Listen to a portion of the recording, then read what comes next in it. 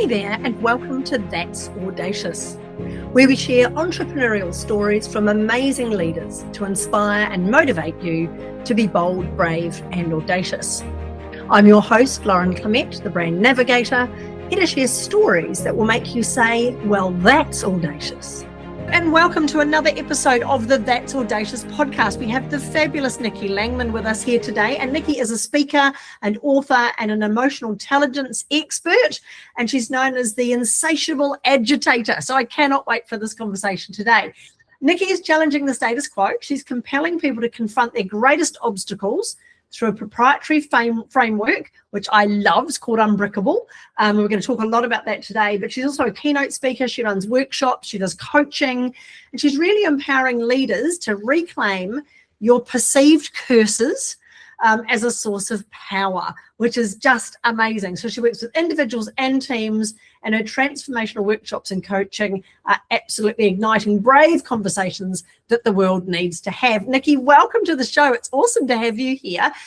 Now, wow, that was a big mouthful introducing you, and I know we've got a lot to talk about, but tell us, where did this all start? Where did you come from, and why did you decide to get into emotional intelligence? What was it that drove you towards that, and why are you so passionate about it?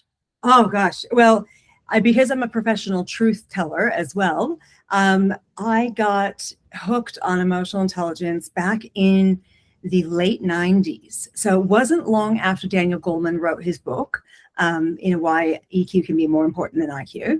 And it was, the pioneers of that field were just getting a hold of it. And we were, nothing about emotional intelligence is a new concept. We've just taken old concepts, ancient concepts, thrown them all together and called it something different. But at that time, I was very preoccupied with trying to figure out why I did the things I did. Why did I overreact to something? Why do I behave differently than other people? And that was, a lot because I have a 30-year history with addiction. And, luckily I have a beautiful life in recovery now. But at that time, in my early 20s, when I found that magazine, I was searching for answers for myself. And so it wasn't really a career pathway that I got into. It wasn't that the world had thought that this was an important thing to do yet. In fact, the World Economic Forum hadn't even told us that, these soft skills, so to speak, which we now are calling more core skills or life skills. I was really looking just for answers for me. And I found them. And I found them so deeply that I started to really just research everything. I researched, everything that Meyer Solovey and, the guys at Yale who had done the doctorate paper before the book came out, and then everything since then. So I just love everything about neuroscience, emotional intelligence, and now I still have to do some introspection and why do I do the things I do? But at least, my experience and my knowledge that I've gained over the past 25 years teaching it in corporate and becoming a master practitioner has allowed me to help other people figure out why they do what they do. Yeah, I love it. And it's a lovely journey as well, isn't it? Because when you get that sudden aha moment, all of a sudden this research and these experts and this knowledge becomes available to you. It's always there. But because of that reticular activation, I guess, inside your brain that tells your mind, hey, I'm interested in this, yes. All of a sudden you start seeing it everywhere. So from all of those learnings that you had, you created this Unbrickable approach that you now use. And I know we need to talk about Unbrickable and what it is and the Lego blocks and everything else. But what made you go, do you know what? I can combine all of this stuff with building blocks. What was the moment that you went, hey, there's an opportunity here? It was, I have to say, it was the jam to my peanut butter. And I'll explain that in a minute. So I got my certification in Lego Serious Play, which if you're not familiar with Lego Serious Play, there's a lot of science behind, we think of it as a children's toy, but there's a wealth of science behind how constructivist play and building things and using manual dexterity opens up parts of our brains, the more creative parts, that allows us to to think differently and kind of get away from our prefrontal cortex, which most adults are quite obsessed with. I think we think, that we play when we're younger, and we're creative and we're innovative when we're younger. But as we grow up, we have to start using our IQ more. We have to start using the front part of our brain, our thinking brain, and we bypass emotion, or we like to. A lot of people think life would just be better if we could always bypass emotion. But unfortunately, your brain's going to disagree with you on that. So the ways that the brain, where innovation and creativity comes from is not from our thinking brain. We can't think our way into innovation, but we certainly can build it. So I was very interested in Lego Serious Play, got certified in December of 2019. Fantastic time to be certified in a methodology that uses common shared objects in a room with other people. Because COVID happened just a couple of months later. And it wasn't until about 2022 that I was able to get back into the workplaces and do development with using Lego Serious Play, because until that point, people were quite scared of it. 20 people have touched those already. I'm out. But anyway, so I was at a convention earlier this year. So I do a lot of speaking in the States. And at a convention, I was talking to the leader of our speaker bureau, and she was asking me, and because we work with college students, and we're always looking for ways to keep them engaged and to capture their interest in, the 8-second goldfish challenge. And she said to me, I love what you do with emotional intelligence. She's like, tell me a little bit more about this Lego thing. Because she was thinking, how could we put them together? I had never considered putting them together. It always been, I either do this or I do that, but I don't do the two of them at the same time. And I call her, I said, you're my jam, because here I've been eating peanut butter sandwiches my whole life. And you just came along and said, well, what if we put a little bit of that Smucker's on it? Which is, an American, like, that's the best sandwich in America. So, and I just thought, wow, it was right in front of my face. I have the skills, never thought about it. Anyway, a couple months later, I did a lot of research, built a kind of a proof of concept, so to speak, and realized that nobody was really doing that in the mental health and well-being space. So we weren't using emotional intelligence competencies like self-awareness, self-management, emotional management, and a methodology like Lego Serious Play, where we use metaphor and building instead of talking. And we weren't doing that in the mental health space, at least in America, in the university system. So there was a wide open gap there. And I had an opportunity to speak at Yale, and I decided, of all crazy things, that I was going to launch this proof of concept at Yale School of Medicine, the Mecca, the home of emotional intelligence. See what they thought about it. And I got a standing ovation.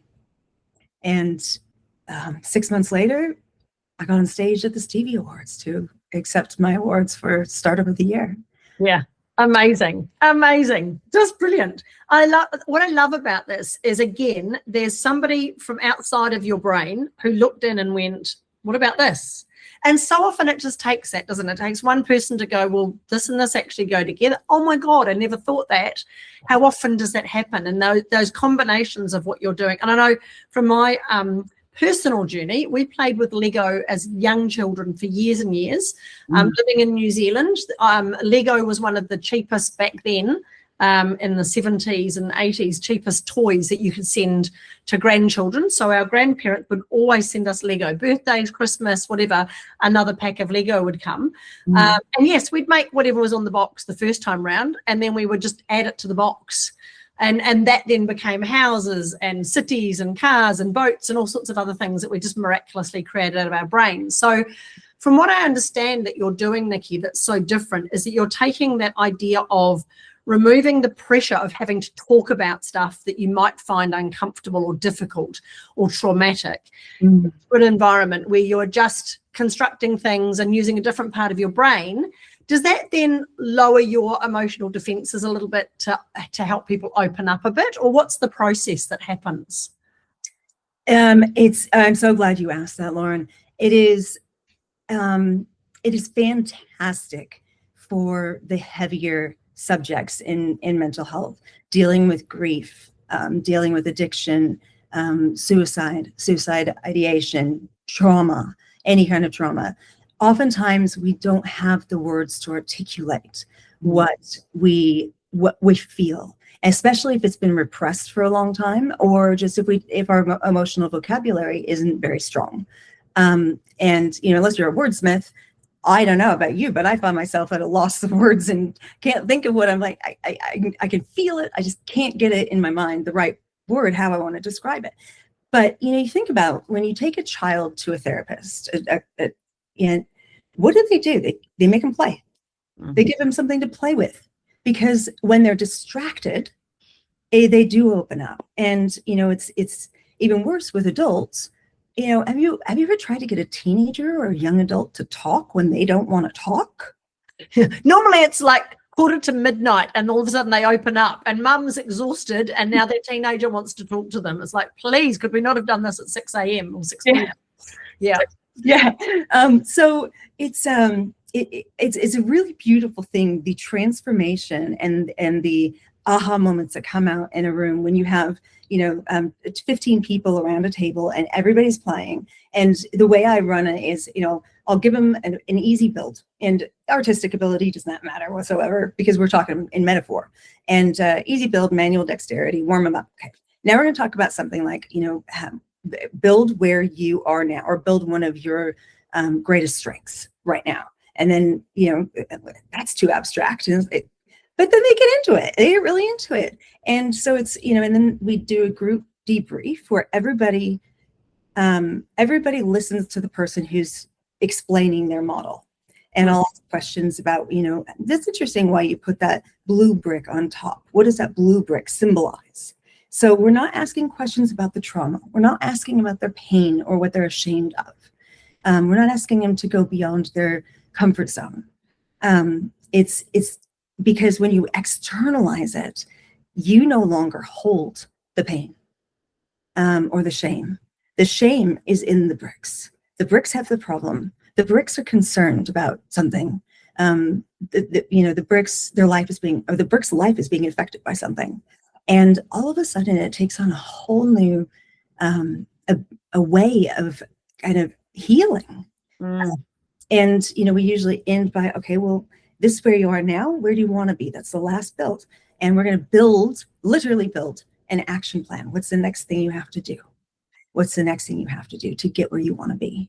And the insights and the transformation, I'm getting goosebumps just thinking about it, is beautiful.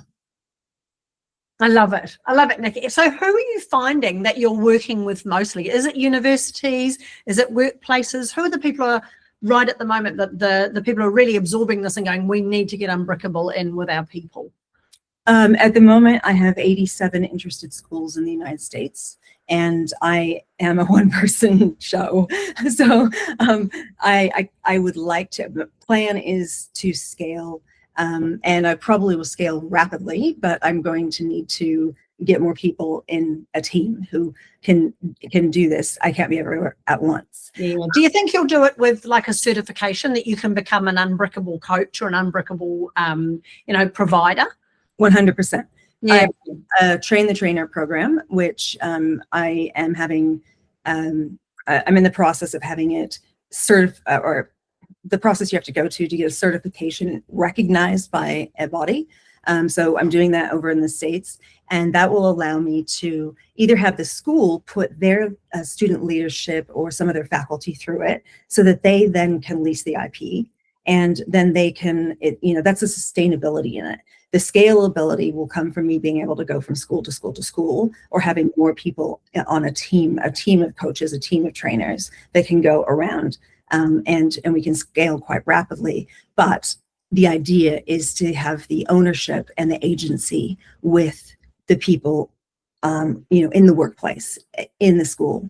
I eventually want to take it into high schools.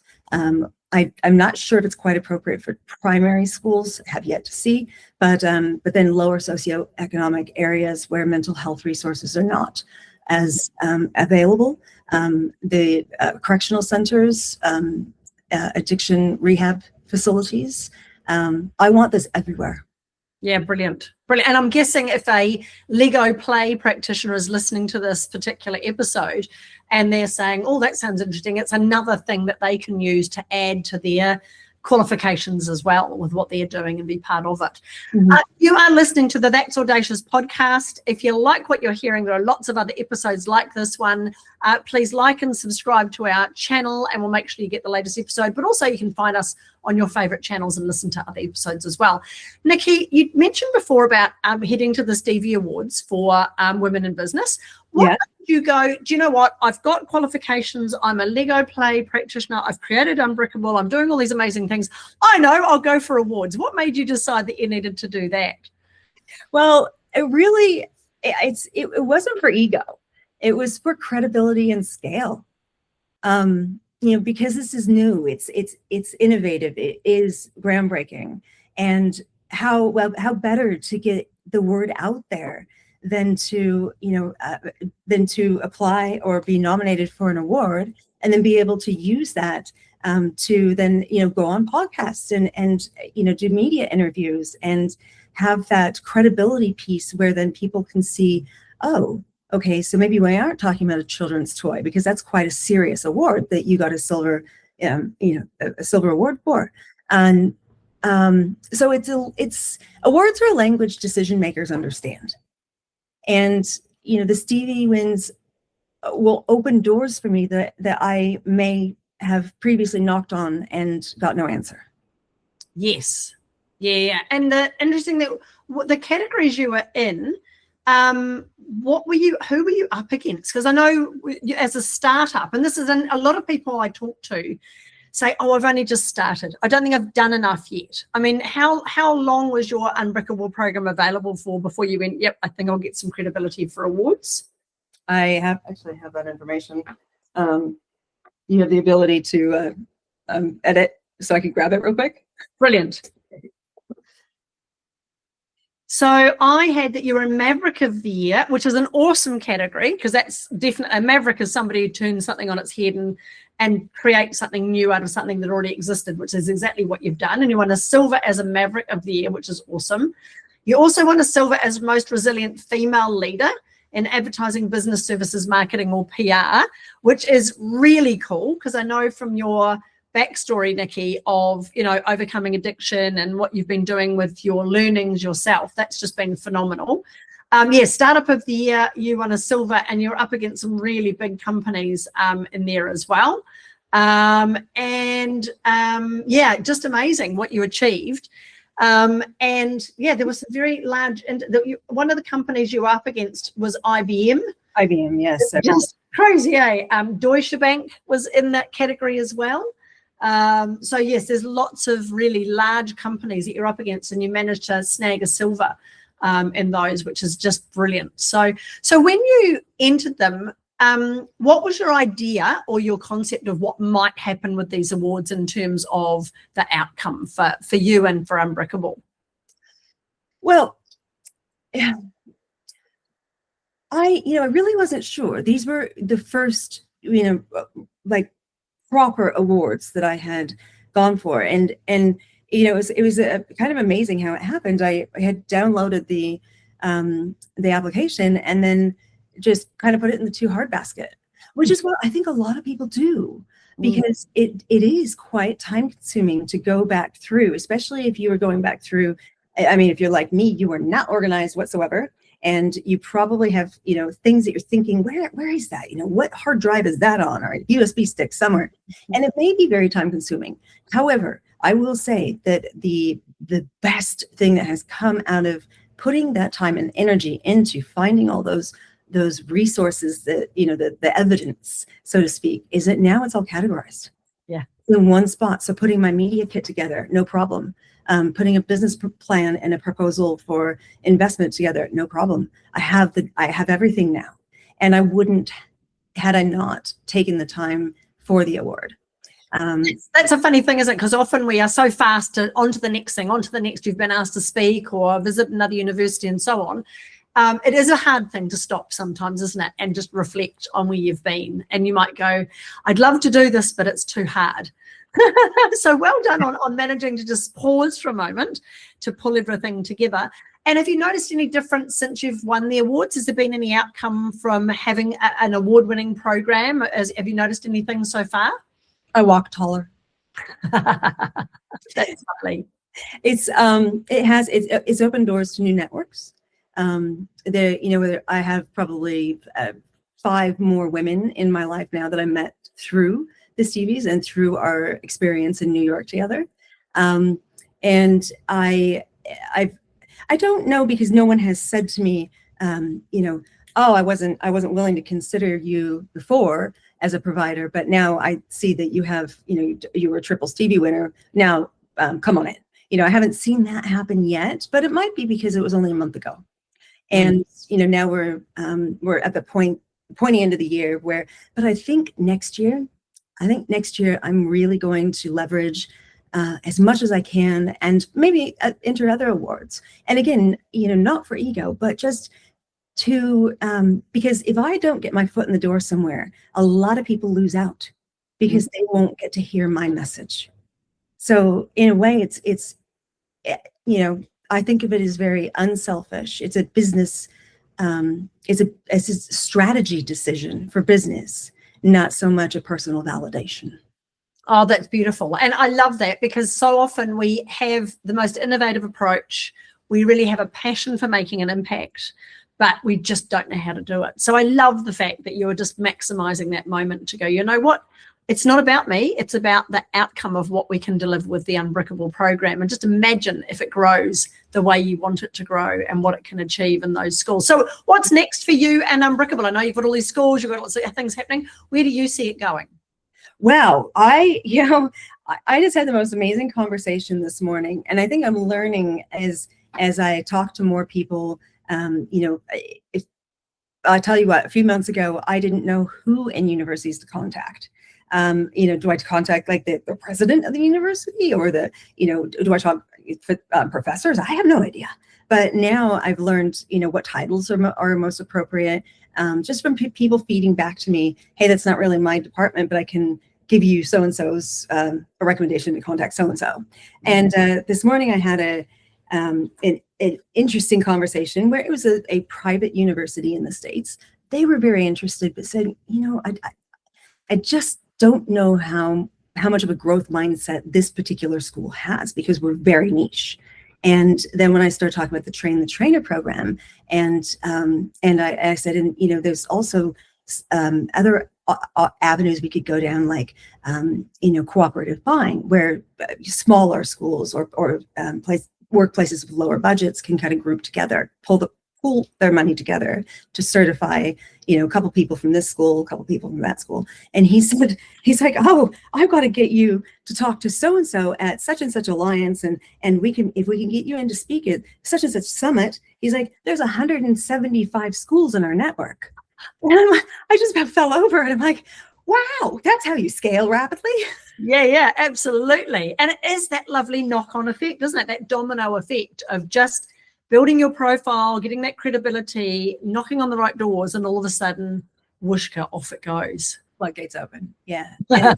And, I'm pleased to say I have already been invited back to Yale to speak the 1 year on, what's happened in the year since I launched the proof of concept. And I think by that point, the floodgates will be well and truly open. So, yeah, multi-award-winning program now presented and used by children in schools all over the world. So yeah, no, phenomenal, just amazing. I love what you've done, Nikki. Just the innovation around those moments of inspiration that you got yourself, but also from others around you, that you've turned into something that's a tangible impact, and you're absolutely going for it. Is it so brilliant? I love it. Now, there's always one question that we ask in these fabulous episodes on the That's Audacious podcast, because we unfortunately are getting to the end of our time together, is if you could go back and give yourself some advice, doesn't matter whereabouts in life you go back to, but giving yourself some advice for the Nikki of today, what would that advice be? Stop waiting to feel ready, because you never will. Courage is not a feeling. Don't wait for courage before you act. It's built from surviving your own failures. And just say the thing, take the seat, build the thing anyway. There's no such thing as perfection. I know I searched for it for years, and part of me is still searching for it, but good enough is sometimes good enough. And definitely stop waiting, or stop asking for permission from people who have never built anything worth talking about. Wow, that's amazing. Yeah, you're so right. And I mean, so often we hold ourselves back from doing the thing because either we think we haven't done enough, or it's not quite right, or it's not quite ready. I love that. Don't wait for ready, because it'll never come. And you're right, you can look for perfection in everything. And in reality, you have to perfect things as you go. You have to fail and perfect and learn and grow and do all those sorts of things. It's not easy, is it? And I'm pretty sure you'd look back at times and go, oh, this could have been so much easier if I didn't have to do all that learning along the way.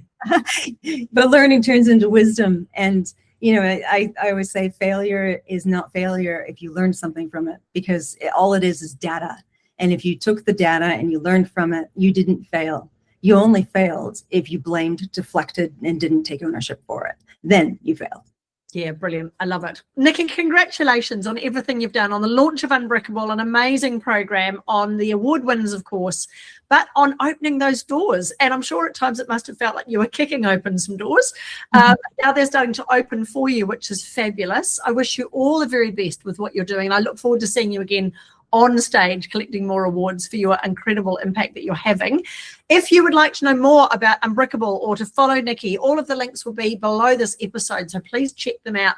Follow Nikki, get involved with what she's doing with Unbrickable, because it's going to have an amazing impact on the mental health of our young people especially. And yeah, check it out. And of course, listen to more of our episodes, because they're all here for you to learn how to be audacious, because you do deserve to be well known, well paid and wanted. Thank you so much, Nikki, for being on the call. Thank you, Lauren. It's been fabulous. Thank you so much. Thanks so much for listening to the That's Audacious podcast. Remember, there's no place for modesty in business, and you do deserve to be well known, well paid and wanted. For more episodes, please subscribe to the podcast on your favourite channel or follow us online. The links are in the description below.